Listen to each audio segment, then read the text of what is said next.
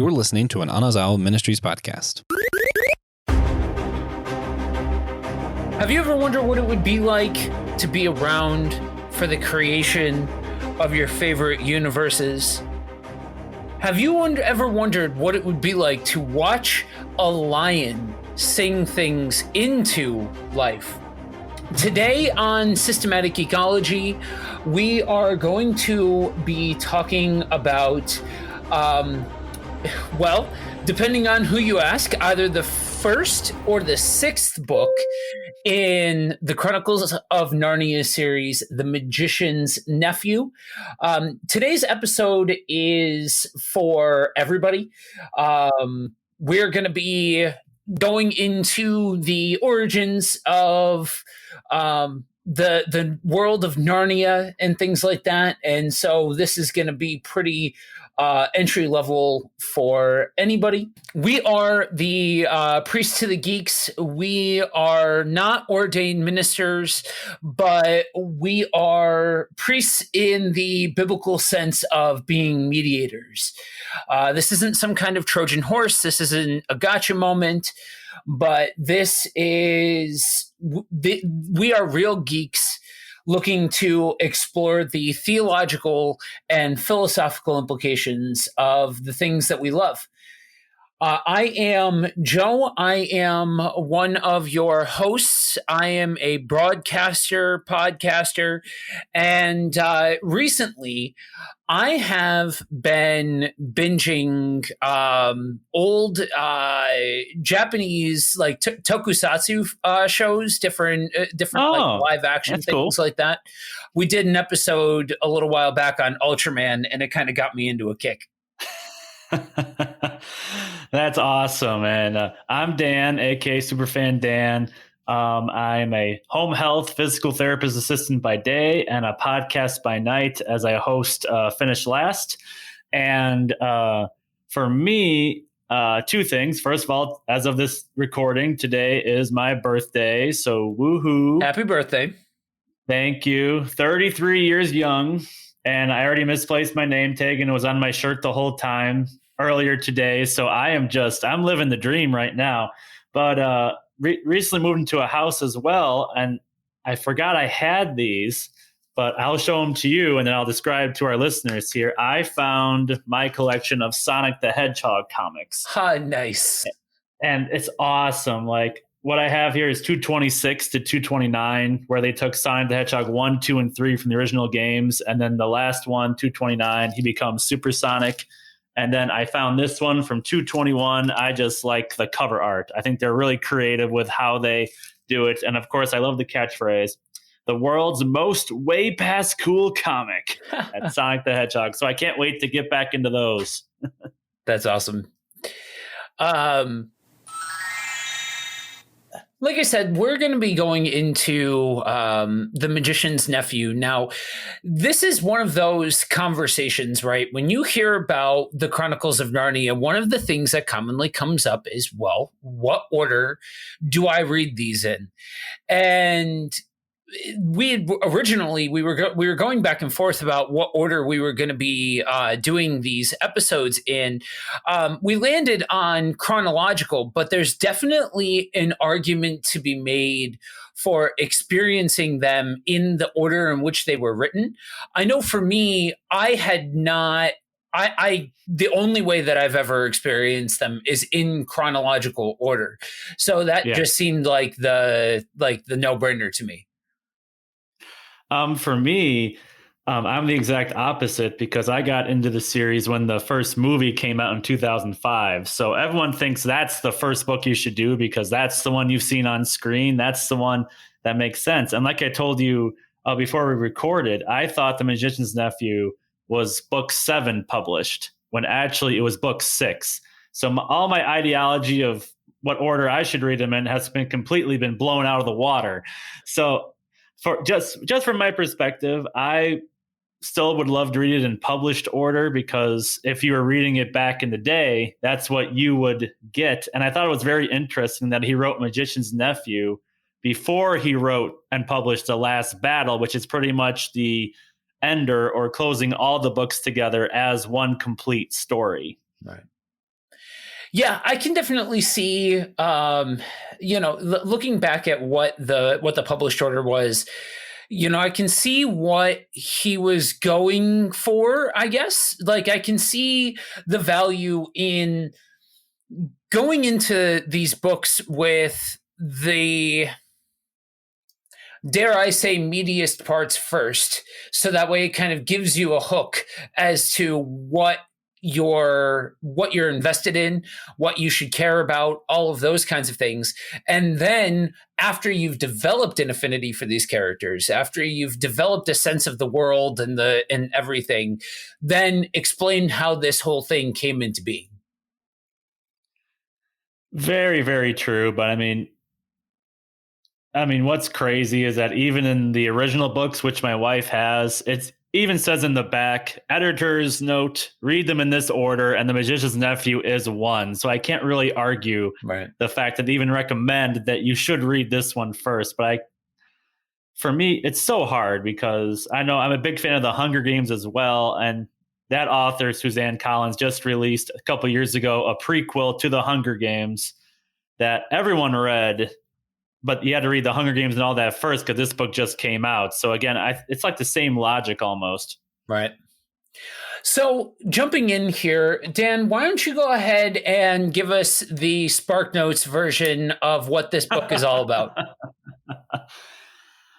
Well, I'll try to keep it short. The Magician's Nephew, it is one of my favorites. The Magician's Nephew is basically the main character, one of the main characters of the story. It's Diggory, and he's got a friend, Polly, and then his uncle, it's Uncle Andrew, and he somehow gets a hold of this magic that he turns into rings, a gold ring and a green ring, and he kind of forces Diggory to use it to save Polly.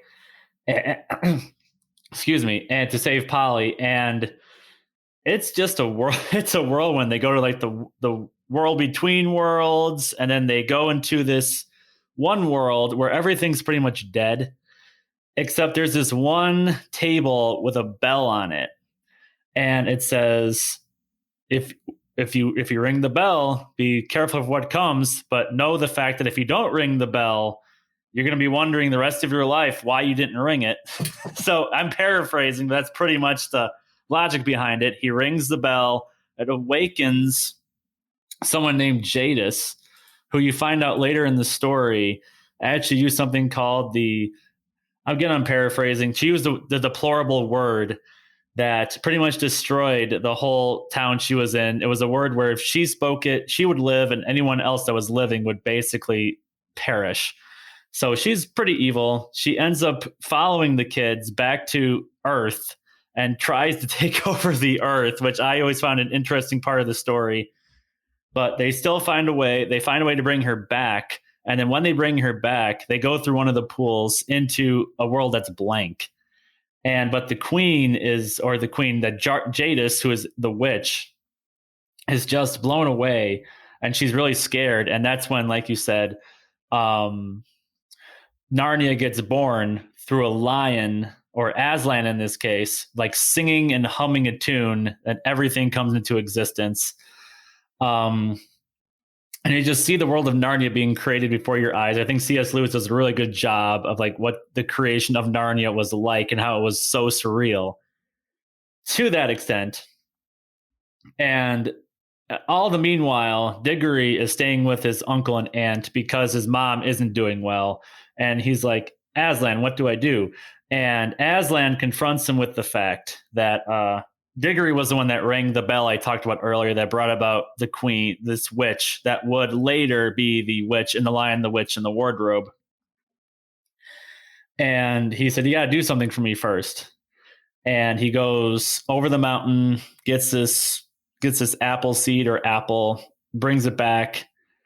They bring him back to modern day, and he gives the apple to the mom. The mom gets healed within a month, and then they plant the apple core and the rings that took him to Narnia.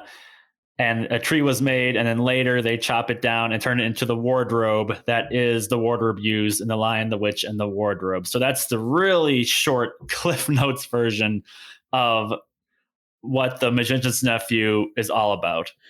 Yeah, this is one of those books that it's all well and good to listen to us go over these things and all of that, but seriously, crack into the source material that we're talking about here, because yes, you can pretty much understand what's happening through the Cliff Notes version that we can give here, but this is one of those books that there's just so much meat on the bone that you can't do it justice by going through and trying to give a summary like that. Right. There's so many different things here. And you see I remember for me, with the first time that I read this, I read the Narnia series a couple of years ago, right after I got saved. And I had watched the movie, well, I should say the movies when they came out. And I remember being in 5th grade and reading The Lion, the Witch, and the Wardrobe. So I had been experienced to this world, but it's not like I didn't really know anything outside of Lion, the Witch, and the Wardrobe. And then a little bit, like I said, I've seen the other 2 movies once. And so for me, it was like experiencing this whole thing for the first time. And I remember, understanding just enough to understand the little curveballs and like the tie-ins, like the witch and the wood that becomes the wardrobe and all of those kinds of things. But I remember, as I'm reading this story, I'm reading the imagery of Aslan creating Narnia. And this is one of those areas where you have to believe that this work was divinely inspired. Yes, it came from C.S. Lewis. Yes, it came from a man. But I really fundamentally believe that this series was a gift kind of urged and inspired by God, because short of the source material, right? Anytime that we talk about these things and how these things tie in and the religious implications and all of those kinds of things, yes, the source material, the Bible is kind of, it's first and foremost and all of that kind of stuff. But you're talking about a creation depiction that is just so resonant and so full of life and brings you into that moment. I remember thinking, I'm like, if they were to do any of these movies, this would make that whole scene, it would make a perfect depiction for a movie, Yes. I don't know. This is one I wish they would have made into a movie. Maybe they will at some point, but it'd be really, really cool. I totally agree with that. And I just love the depiction of how this whole book is basically Genesis. One of the parts that still gets me in the book is the part I talked about where Diggory rings the bell, even though Polly tells him not to. And I can't think of help with Genesis. You have Adam and Eve, and God said, you can do anything you want in this garden, but you can't eat from one tree. One tree. And it's so easy to blame Adam and Eve. Man, I wouldn't have done that, when I know full well I would have done it at some point, because you don't know. You're so curious as to why you can have that. And hey, I'm adventurous. We'll go for it. So just seeing the consequences off of that is just mind-blowing. But if you look in chapter 12, and I'm going to do one excerpt from the book here, is that basically Aslan tells all the animals once they're created, yeah, this world is 7 hours old and there's already an evil in it. I'm like, well, that's great. 7 hours long. At least you lasted 7 hours. But he says, specifically from the book, Aslan says, son of Adam, and he's talking to Diggory, are you ready to undo the wrong that you have done to my sweet country of Narnia on the very day of its birth? And Diggory says, well, I don't see what I can do. You see, the queen ran away, and he tries to have excuses. And then Aslan says, I asked, are you ready? He doesn't care. Like, it reminds me just how God is with us, is that God just wants us available. And there are times where I don't feel like I'm worthy, but he says, are you ready? Are you ready to do what you need from me to reconcile the wrong you have done? And that part just stuck out to me again, just so powerful, that allegory and that comparison to our daily walks and what we have to deal with on a daily basis. There are different parts of history, I'll call it, but specifically biblical history, where it's easy to take an armchair quarterback's point of view.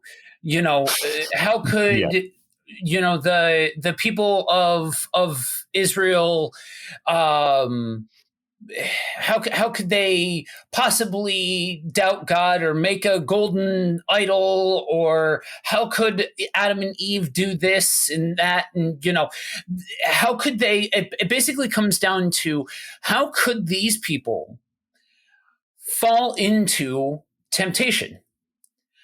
And one of the things that I love the most about this book is it's relatable on a lot of different levels.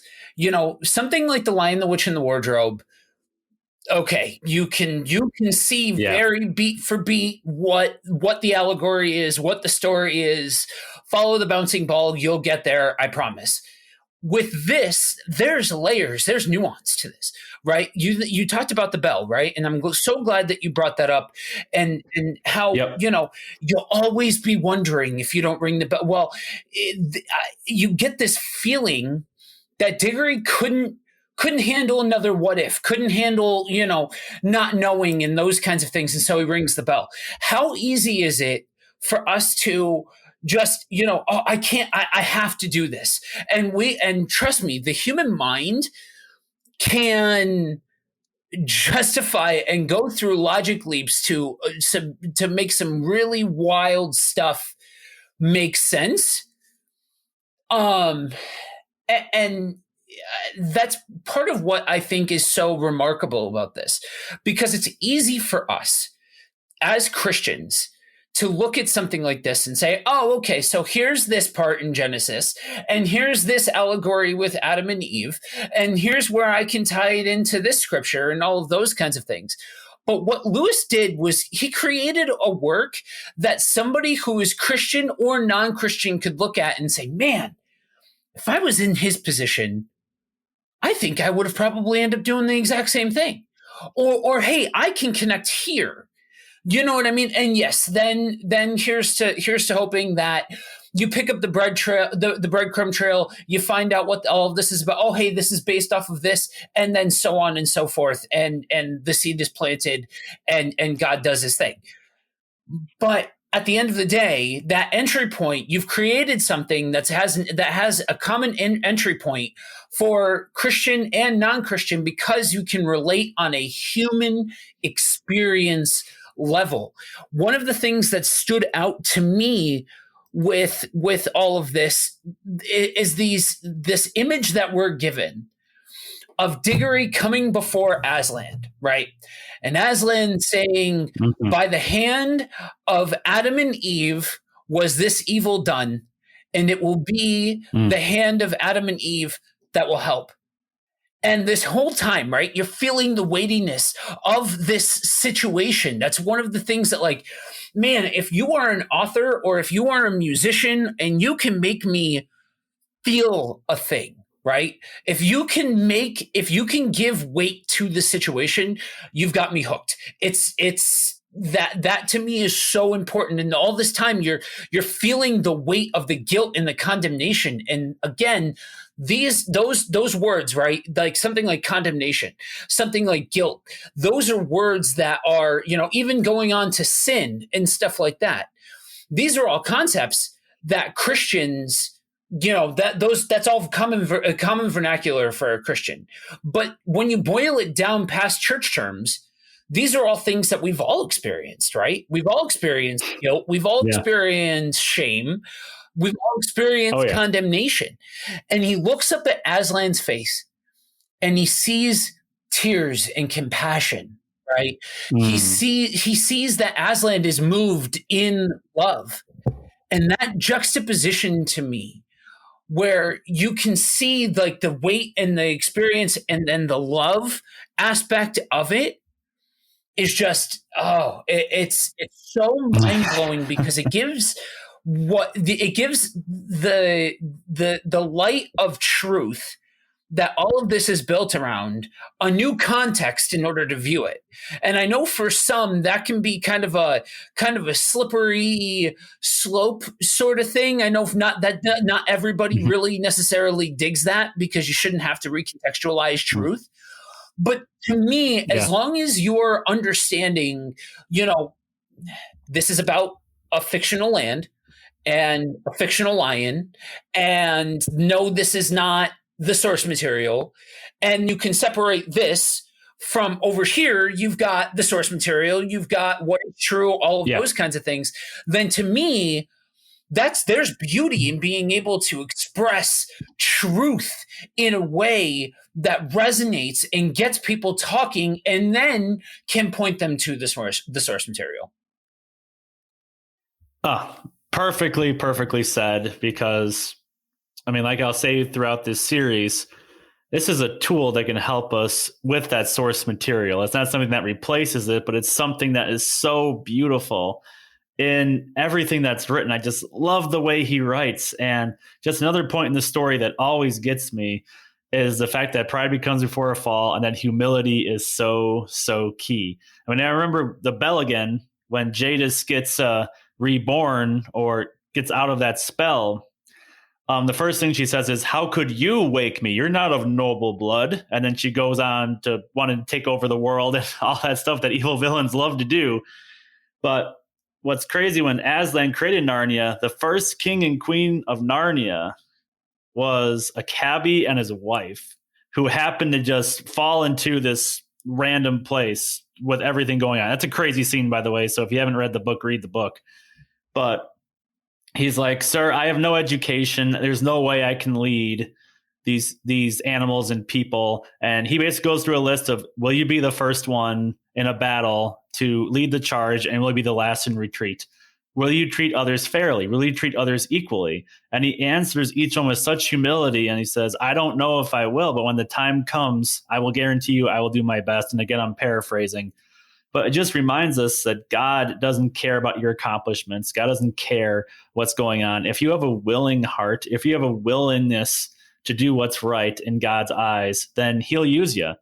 And I just love that the fact that he was a cabbie with no education became the first king of this land that was just created. It just it reminds me of the disciples with Jesus. He took 12 random dudes that didn't deserve to have following Jesus, yet that's the ones that Jesus used to create a beautiful story.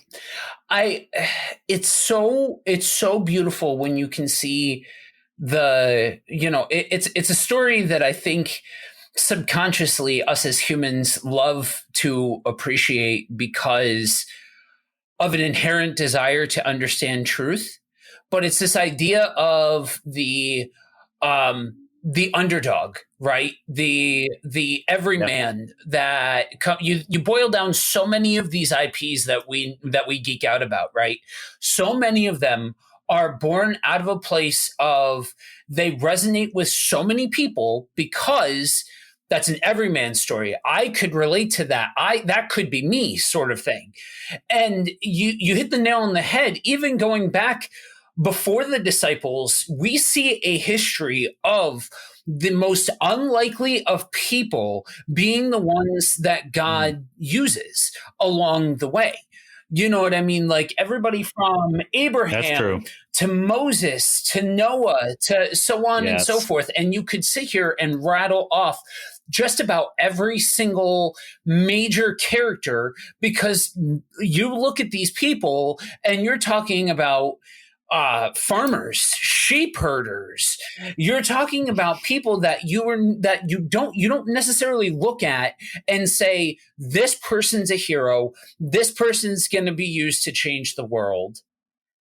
But those are the exact people that God points to that God uses, things like that. I want to take a step back because you had mentioned the Jadis. My favorite part of this book is how outside of the themes of it is how C.S. Lewis can so intricately weave between mustache twirling villain, and like larger than life big bad. You know what I mean? There's so many points in this story where, basically Jadis is giving her Bond villain monologue, right? This is my expositional monologue that of how I'm going to take over the world and I'm going to rule everybody and you will all, bow at my feet and all of those kinds of things. It was honestly one of my favorite parts of the movie after I read the book, because I went back and watched movies after the book, and the movies do a wonderful job at making the witch mustache twirly as all get down. And that to me is fantastic. So when you get a chance to see we enter into the story with her having the weight of having destroyed her homeland, and now the fox is loose in a brand new hen house, and that's where we begin. That to me raises the equity of the rest of the characters. Because if you're starting the big bad at this particular level, right? If you've given the villain weight and gravity and all of those kinds of things, as soon as you can juxtapose that with your hero, with the protagonist, then suddenly you've now allowed for that gravity and that weight to be transferred over to the good guy. And now you have multiple characters. Now, all of this is if you're doing it well, and which is, to me, when you look at building out the character roster for a series, for a world, there's a reason why C.S. Lewis remains in the pantheon of the absolute greats. You know what I mean? There's a reason why whole courses are formulated around how he did it and how he built out this world. Because to me, starting here, it's part of why I love this being the starting point for reading it so much, because you get a chance to see the birth of all of these characters, and this is what starts the path for the next 6 other books to come out, to come through. And by the end, there's just so much personality and color and vivid nature to this whole thing that you can't help but get immersed into it. Oh, it's definitely a huge immersion experience. And I'll add on to Jadis. I mean, C.S. Lewis does a really good job of how truly evil she is. I mean, it's insane, because the reason why her town was destroyed is because she said the word, but it was after she already lost the war to her sister.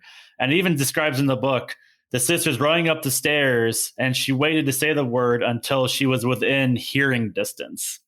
And the sister told Jadis, "I have won, victory is mine." And Jadis responds, "Victory, yes, but it's mine." And then she says the word. And I'm like, oh, that'd be so cool to see in a movie. But I was like, oh, man. I'm like, what a jerk. But again, C.S. Lewis does such a good job of how evil and powerful this Jadis character is. And it's such a great precursor to her role in The Lion, the Witch, and the Wardrobe. It's so well written and so well done. Yeah. So rumor has it that Netflix has the rights now to to being able to distribute movies, and that's the running theory or running rumor right now, is that Netflix within the next couple of years is going to basically Harry Potter this series, where they just that'd be awesome. Bulk, or not Harry Potter. They're going to Lord of the Rings the series, where they just bulk. Oh, Lord of the Rings. Put out all of them in quick succession, so that way they can have the same actors play throughout, sort of thing. That's the rumor going around. There's also been dozens of rumors that have circulated since Disney distributed the trilogy back in the mid 2000s, which was they were very pretty movies, but to me, this is the secret sauce. This is the stuff that, you know, again, Lion, the Witch, and the Wardrobe is what it is, and we'll talk about that. But when you're talking about larger than life, you know, these scenes that just transcend the page, that just cry out for somebody to be able to do them justice. To me, if you have the right person at the helm for these movies, and like to turn these books into movies in a coherent series, right? Not just grabbing the 3 most recognizable ones, but I'm talking about actually investing time that we haven't seen invested since the BBC put out their audio dramas, which, again, read the books, but also if you're into audiobooks, that is definitely a suggestion. They do a fantastic job. But if you have that right person, again, you're talking about something that can speak to groups of people, not just for this is not just for the Christians. This is not just for one particular group, but be able to put out stories that I think will resonate beyond just the religious. Oh, so true. And I hope what you're saying is true. I want it to become reality because I think there's an audience for this. There really, really is.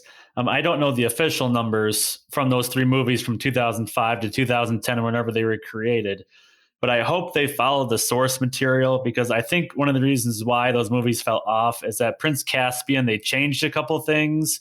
And even when I was in the movie theater, I'm not going to say what it was, but I'm like, please don't do this. And then they ended up doing it. And I just face palmed and I said, no, follow the source material of the book. So I hope if they go down that path that they are true to the source material and don't try to change it for the sake of trying to please the audience. Yeah. Or to get scared not to tell too Christian of a story or anything like that. You know what I mean? But like, again, the ultimate, you know, if it points people to God, then fantastic. I just, the geek in me sees the source material and is like, what do you need to change in the first place? You know what I mean? Why even bother changing any of it? If you're going to have the guts to make the most direct allegorical movie first, then you've already gone through the weightiest section of all of this, as far as the actual you know, going beat for beat off of the source material. So from that point, now you're just telling a good story. So if you can do that, then why even bother? You know what I mean, with changing things up and all of that kind of stuff. So I too hope that if we see a depiction of this, that it is given, that the source material is given the weight that it deserves, because that's when we're going to have the best depiction of this, in my opinion. Totally agree, 100%. And like I said, if you haven't read this book, read it. It's an absolute pleasure. What's great is that there's a couple apps called Libby and Hoopla. If you have a library card, you can get at either of these apps, and you can pretty much get the book for free on your phone for about 21 days. So it's awesome. It's great. It's how I read this book, Magician's Nephew. It's easy. It's nice. And the illustrations of the book also make me laugh. Uncle Andrew and the way he was drawn is just hilarious. It looks like a science experiment went wrong, but it's awesome. Yeah, that's one of those things that, like, that's, you know, we're going to get to recommendations, but outside of that, like, that's just, go ahead and do yourself the favor and jump it, especially if you've never read a Narnia book. Jumping in here, in my opinion, sets the table for a desire to read the rest of them in the best possible way. So we've talked about the movie, we've gushed over we've talked about the book, we've gushed over the book. So let's talk about the implications of this. What is it that we got into some of this, but yes, you know, we see we see Genesis accounts in creation. And again, that's probably the easiest to reach for metaphor and allegory that we see here with Aslan singing creation to life, juxtaposed against God speaking creation into life. And we see that same kind of idea of the great deity using words to create and things like that. Now, that being said, that in and of itself is a beautiful enough depiction, but we also see brought to life this whole idea of how easy it is to fall into sin nature, right? And that's this word, right, that not everybody likes to talk about is sin and all of that. But when we take it out of the lofty and we take it out of this context of, everybody and we take it into the singular, we can really see how easy it is for humans to fall, for humans to make a mistake, and what it means to seek honest redemption for whatever, because we all we all love we all love the underdog, the story of redemption, the fight back story, all of those kinds of things. Trust me, I'm one of those guys that works out every single morning to the Rocky soundtrack. I am that guy. So I get it. I'm right there too. So you got bonus points for that one. So, but I think that when we look at that, it's because instilled in every single human being is a nature that is the understanding that our nature bucks up against something. Not now for Christians, we understand that sin nature versus the versus God versus the Holy Spirit if we're saved and all of that kind of stuff. We understand that there's where the rubber meets the road. But I think even for non-believers, there's still this feeling of understanding that what I did was wrong. What I did, I caused problems for other people. And we can go down the road of morality and yada, yada, yada. There's a million different offshoot conversations that can happen.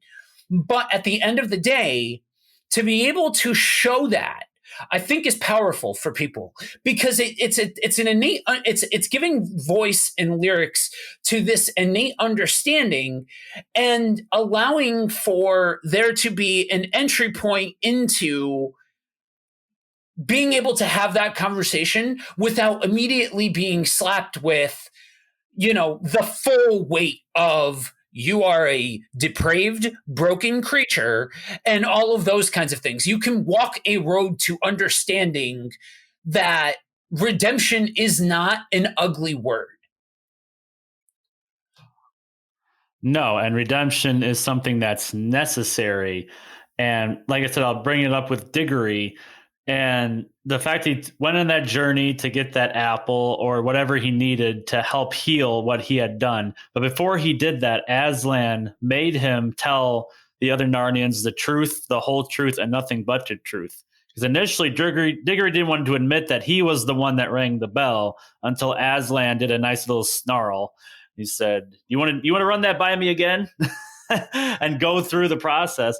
And that's so true of life today, is that if you want to be truly redeemed in something you've done wrong, you have to be completely honest before you could even take that first step to able to ask forgiveness of someone or to be able to heal the bridge that was broken.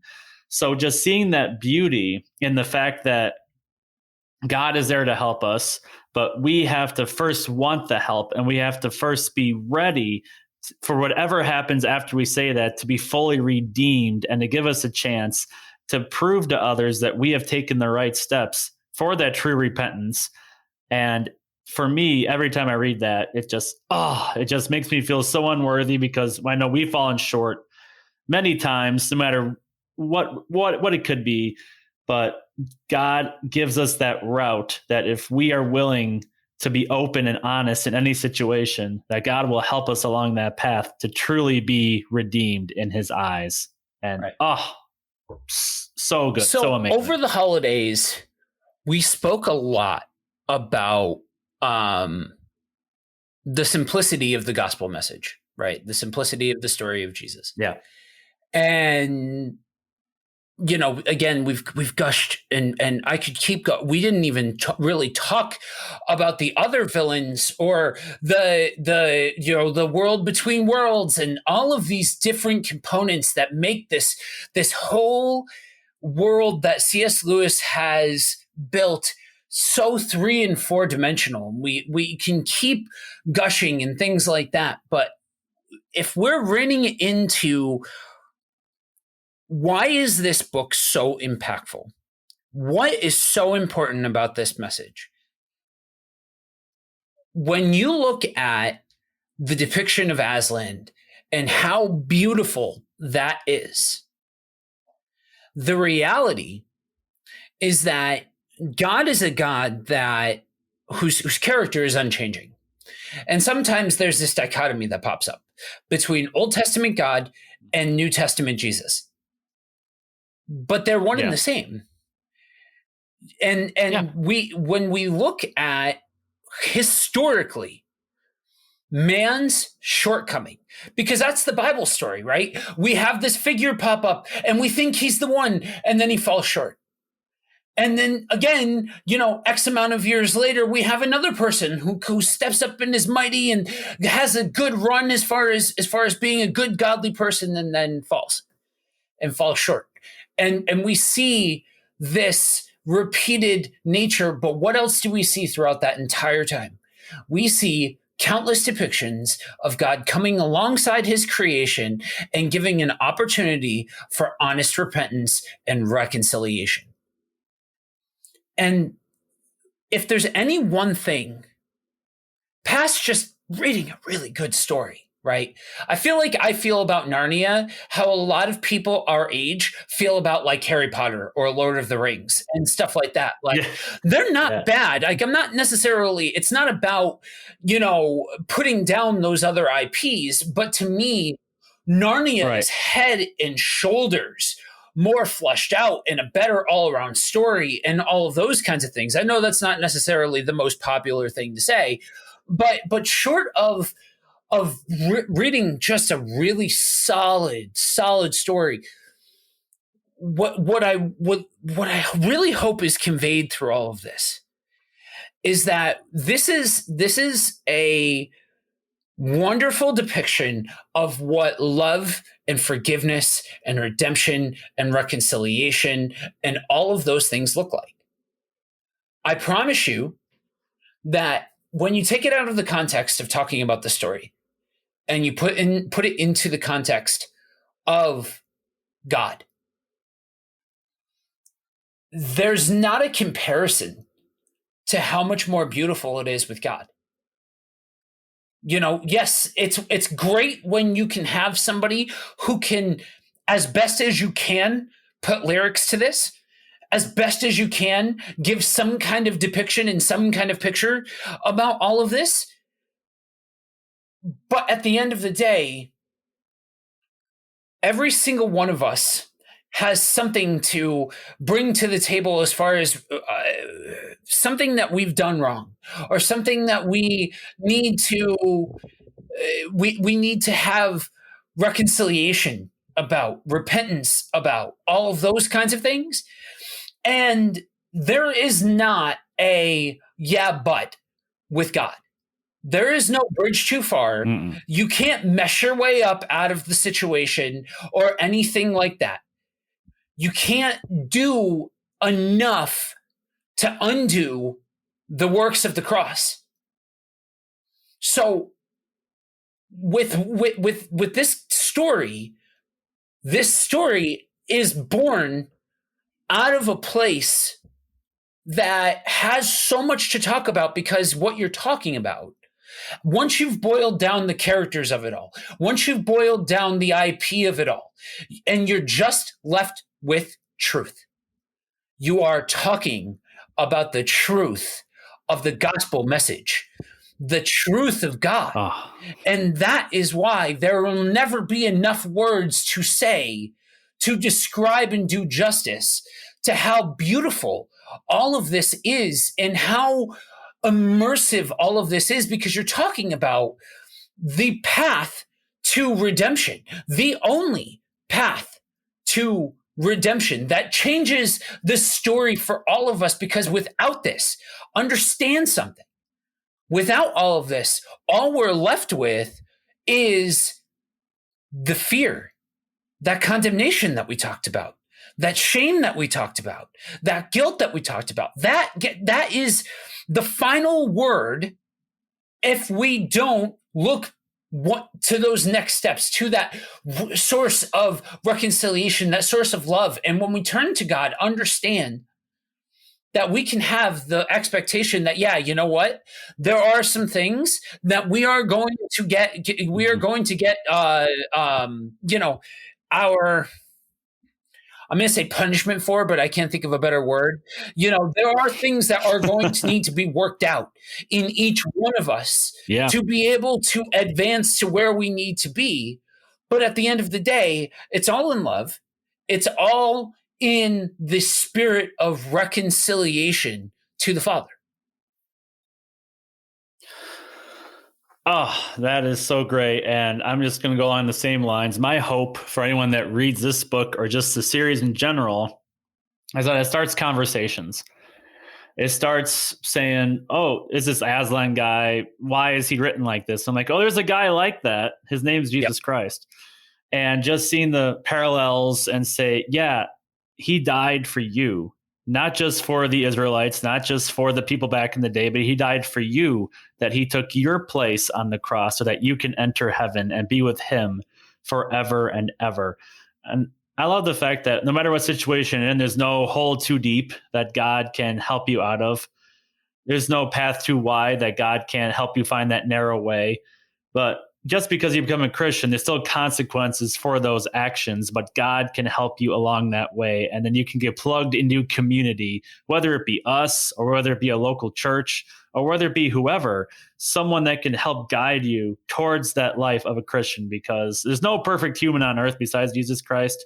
But I know finding people like me that have that same passion and that same joy and that same peace they get from Jesus help me get closer to Jesus and help me in the long run fulfill the life Christ has for me that I would not have had if I'd never followed these steps in the first place back when I was younger. So praise God for that, and just praise God for this awesome series that just reveals the true love and nature of Jesus Christ. And along that very line, to wrap it up here, this book talks about how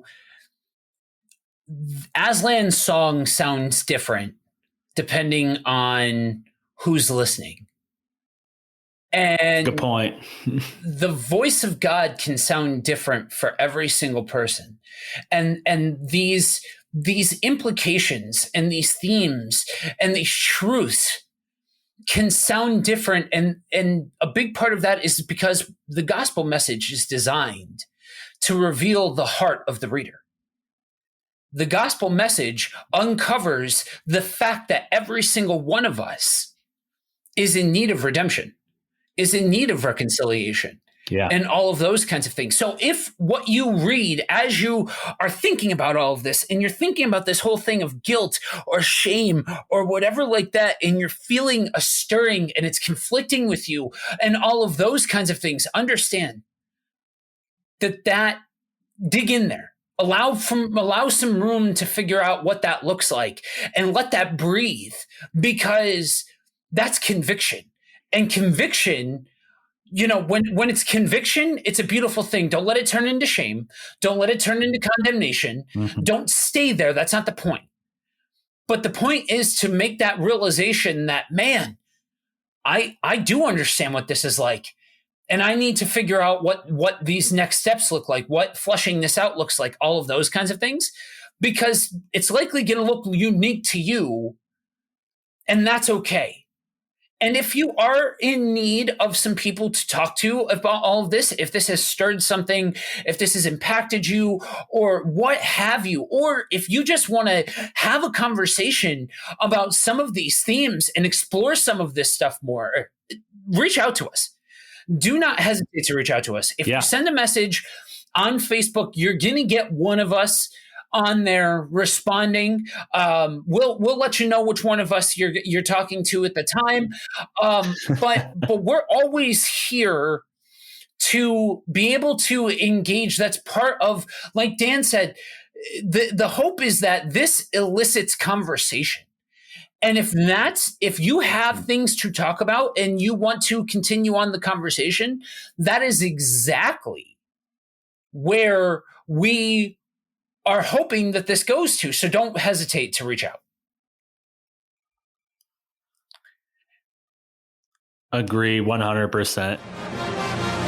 Well, with all that being said, we are here for you guys. It's been such an amazing journey so far, and I can't wait to see what God has in store. But for now, we're going to wrap up this episode here, and I'd like to lead things off with one of my recommendations. I am a huge fan of Stance socks, STANCE.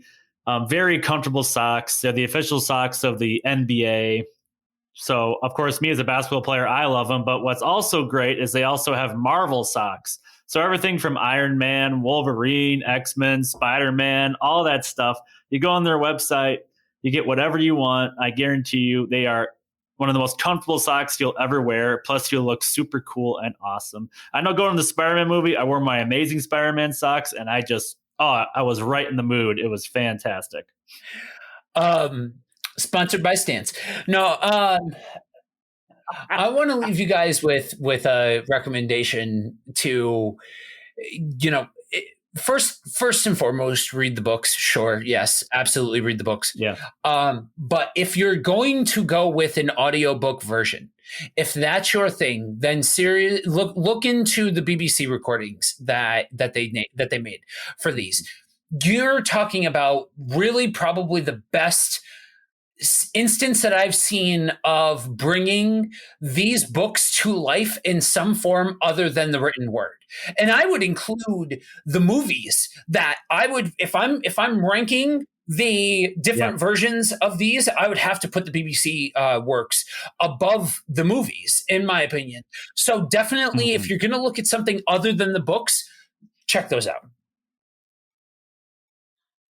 Awesome. Good stuff. And lastly, just so people can be reminded, where can they find you, Joe, and connect with you outside of the show? Outside of the show, I am the host of Buddy Walk with Jesus. Right now we're going through a season of guest co-hosts and things like that. So you'll be able to find myself and whoever I'm broadcasting with over at buddywalkwithjesus.com, or you can look us up on Facebook, where periodically we go live, as well as going live on Facebook with Kingdom on the Road, which is a panel show of Christians that I'm a part of.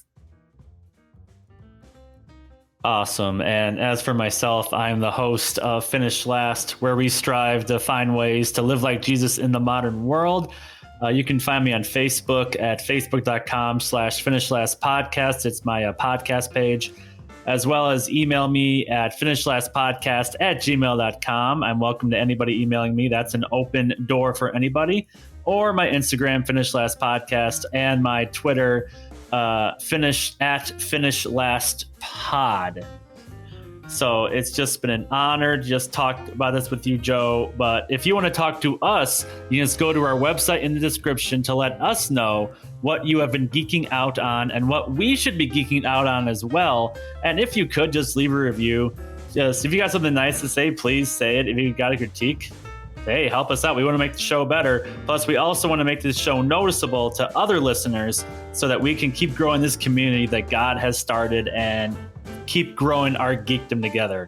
Because remember, friends, we are a chosen people, a geekdom of priests.